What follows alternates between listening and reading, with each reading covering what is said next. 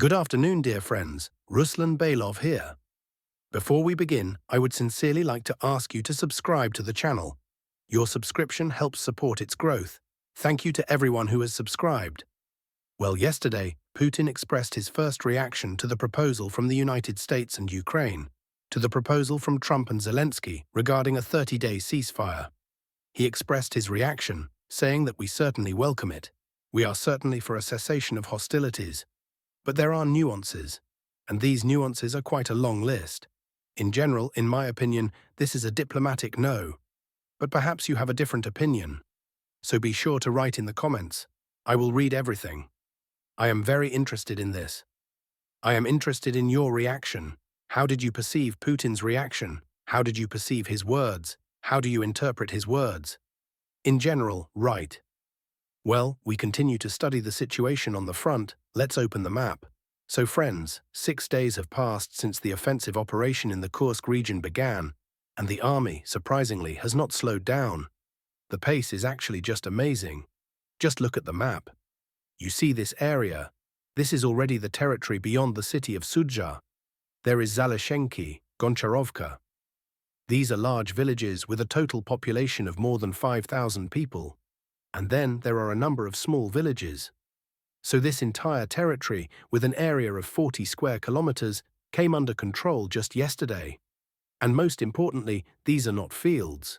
That is, it would be one thing if we were talking about fields and a couple of hamlets, but no. Here, there is dense residential development, and yet the Ukrainian armed forces were driven out of these villages in literally a day. Even less than a day. Both Goncharovka and Zaleshenki, plus this village of Rubanshchina, have returned home. Now, at the moment, the Ukrainian armed forces control only 4 villages, and the area is 78 square kilometers. This is all that remains of their Kursk bridgehead, although just a week ago they controlled 400 square kilometers. Do you want to see visually the scale we are talking about? Well, let's switch to the beginning of the operation. We set the date here to March 7th and look. Here is what we get. This line is the boundary of what the Ukrainian armed forces controlled on March 7th. That is the line of contact, and here is the huge territory that the Russian army has taken over these days. In terms of villages, it's 25 villages in 6 days of offensive. As a result, yesterday Putin at a press conference stated that the Ukrainian armed forces have no way out in the Kursk region. Either lay down their weapons, or you know what will happen to them. Regarding the encirclement of the Ukrainian armed forces, do they really have no way out of the Kursk region? Well, technically there is. Along this road. Practically, well, look. Yesterday, Russian troops made a push deep into the Sumy region. There, the general advance deep into the Sumy region is already 6 kilometers. Footage of this breakthrough appeared online yesterday. As a result, a confirmed entry into the village of Basovka was made. What does this mean? This means that in the very near future, the retreat route for the Ukrainian armed forces from the Kursk region may be physically cut off, and the entire remaining group will be completely surrounded. Now look, the road is under constant fire control. And this is not just a beautiful phrase. Everything that moves is really being taken out there. Already, however, nothing is moving. Every day, footage of burned columns of the Ukrainian armed forces that tried to break through here appears on the internet. No, it's already impossible to get out with equipment. Not even 1 out of 10 will make it. And this is despite the fact that fire damage is still being inflicted from the village of Novenkaye. Here it is. From there to the road is 5 kilometers. And now think about what will happen when stable control is established in Basovka. And from Basovka, let's even zoom in, from these positions to the road is only 2 kilometers. Well, actually, now we will analyze this situation, what now awaits the Ukrainian armed forces in the Kursk region. We stopped at the fact that from Basovka to the road is only 2 kilometers. And it is clear that now, as Putin said yesterday, not only with equipment, but even on foot, you won't get through. Therefore, if on March 8th to 9th, when the offensive began, we could observe footage of the Ukrainian armed forces fleeing through checkpoints, now there is no such footage. Instead, there are other footage that I have already told you about. So, in general, the physical cutting of the road will only mean that those remnants of the Ukrainian armed forces that did not manage to escape will be in the cauldron. However, it must also be said that there are not many of them left. Since yesterday, after taking Zaleshenki and Goncharovka, the army also in one blow swept away the positions of the Ukrainian armed forces in Rubanshchina, and this village also came under its control. Now in this area, only 2 villages are still controlled by the Ukrainian armed forces. This is Gogolevka, that is a tiny village after Rubanshchina, and Oleshnya. Well, actually, that's all. Moreover, according to my information, with the same Gogolevka, everything has already been decided. That is, although cartographers have not yet updated the map, maybe they are sleeping, I don't know, but the village has also been liberated and returned home. And it turns out that in this area, and you see that these areas are already separated, that is, there is a northern area that is still controlled by the Ukrainian armed forces, and a southern area. There is no communication between them anymore. So in this area of the bridgehead, it remains to knock out the Ukrainian armed forces only from Oleshnya, which the army is now doing. And now look carefully at the map and tell me, in your opinion, after the Russian army clears this area, will it stop and stand at the borders, or will it move along the H07 highway to Yunukovka? The question is actually rhetorical. I think you know the answer perfectly well, especially considering that progress has been made in the Basovka area, as I have already told you. Thus, the offensive will proceed from 2 directions, from Basovka and from Oleshnya, and I don't think it will take much time. From Oleshnya to Yunukovka is 7 kilometers, and from Basovka it's only 4.5 kilometers.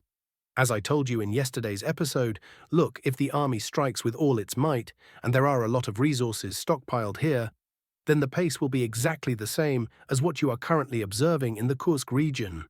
That is, the Ukrainian armed forces' positions in Yunukovka will not be able to withstand such pressure, and they will have to retreat further. In general, there is no sign of stabilization for the Ukrainian armed forces here. Now, if we return to the Kursk region, as you can see, the Ukrainian armed forces grouping here is divided into 2 parts. The northern one is practically destroyed, leaving the southern grouping. The one sitting in Guevo.